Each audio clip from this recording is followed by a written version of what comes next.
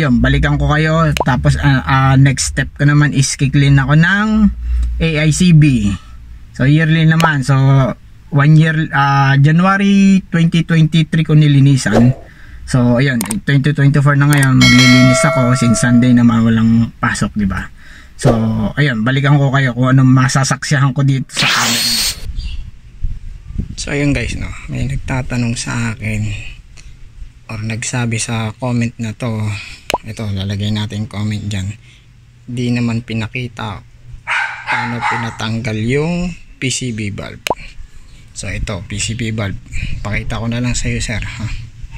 So sabi ko dyan is sa comment, hinuhugot lang yan. So ito, hugutin natin. Yun, hugot. Then ito, ganun din. So yun, hugot lang. Diba? So simpleng-simple lang naman yan, hugot lang. Napakadali lang niya. Ayan. Natin. Ayan na siya. Diba? So hugot lang.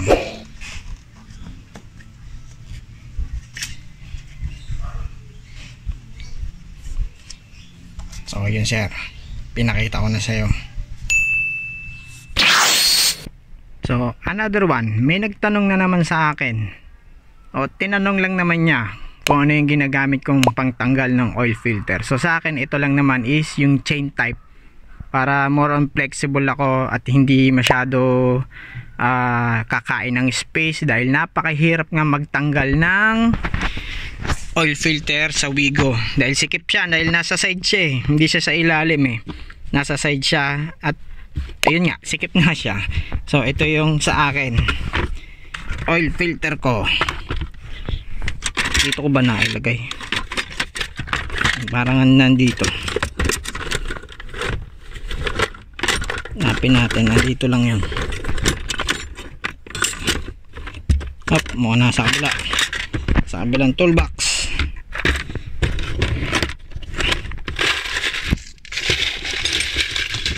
Ito, so chain type. Ayan, di ba? So maliit lang siya. Ayan, oil filter, chain oil filter wrench ko. So okay na tayo, ma'am, sir. So mas flexible yan dahil maliit lang, wala pang isang dangkal yan. Pero marami naman type na pangtanggal ng oil filter, nasa sa inyo kung ano yung gusto nyo. Ito sa akin is tinanong lang naman niya dahil sikip nga dun sa area na yung pagtanggal ng oil filter. So ayun.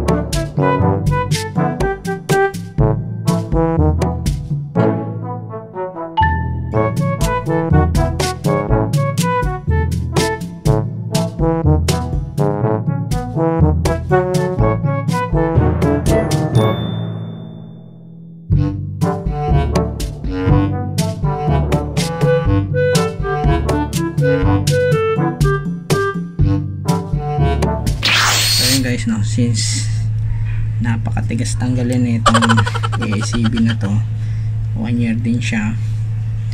So ayun, tinanggal ko na rin siya ng buo para malinisan na rin to, itong butterfly valve na yan. Ayan, yan kasi nag-open close din yan, diba? So lagyan natin ng ilaw kasi medyo madilim-dilim ngayon, diba?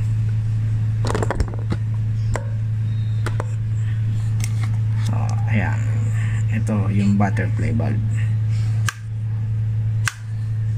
So linisan na rin natin siya, sayang din naman eh. So ito yung TPS, so throttle position sensor. So ito rin yung nagko-control dyan dito sa butterfly valve mo na yan. Kinokontrol din niya yan during idle. at ito yung IACB, yung idle air control valve. So yung map sensor na andun kasi sa manifold. Linisan na rin natin ito.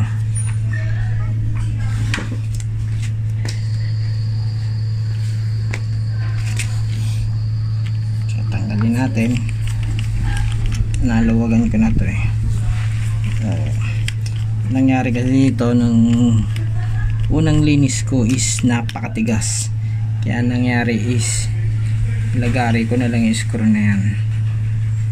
Tigas eh, wala tayong magawa doon. So kailangan nyo lang makahanap din, or ako maghahanap din ako, pero sa ngayon sa ilang taon ko naman hindi na ako naghanap. So tabi natin yan dyan. So linis idle air control valve. So ayan ang itsura ng aking idle air control valve. So ito, iingatan nyo lang din yan. So wala naman kayong gagawin dyan masyado, i-sprayan nyo lang ng panlinis at basahan, pero wag nyo dadalihin ito kasi sensitive yan. So ingat din, wag mawawala itong o-ring na yan, para na rin hindi magkandang loko-loko. So ito is manual. So ilang taon ko na rin siyang ginagawa, wala naman akong naging problema during cleaning nito. So yung mga taas ang RPM nyo, syempre dahil ang existing nito is marumi, diba? So kahit yung sa inyo dati hindi pa nalilinisan simula nung nakuha nyo, so pag nilinisan nyo, natural maninibago talaga yun. So mag-a-adjust naman yun ng kusa in a while lang or a minute during startup nyo after ng cleaning.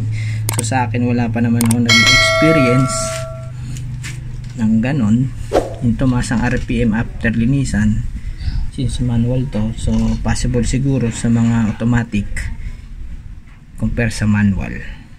So ayun, pero tutusin madali lang naman yun eh.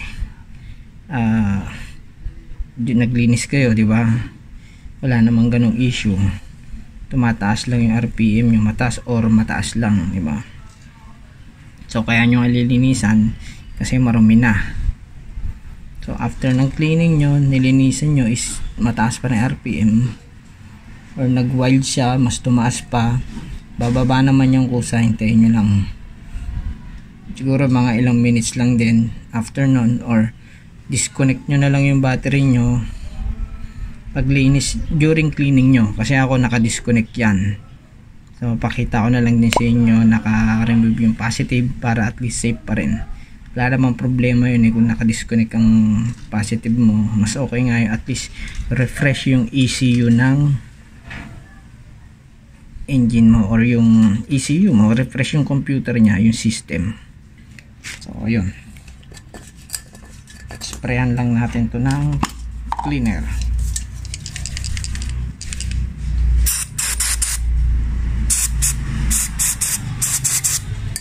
Then konting basahan. Yan, careful lang, huwag lang yung dulo, huwag lang yung tip na yan. So nakailang gawa na rin naman akong video na to. So paulit-ulit lang naman, every year ko lang naman nililinisan to eh.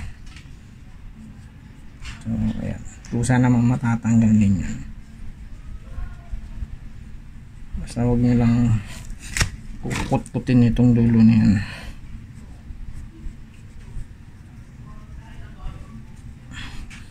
Kung tutusin is nag-open close lang naman yan eh, gumagalaw, lumulubog mo, umaangat lang naman yan eh.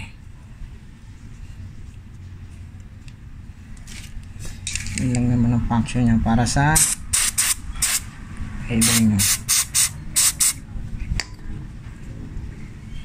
Mas maganda, electronic cleaner ang gamitin nyo pang linis. Contact cleaner, yung electronic contact cleaner.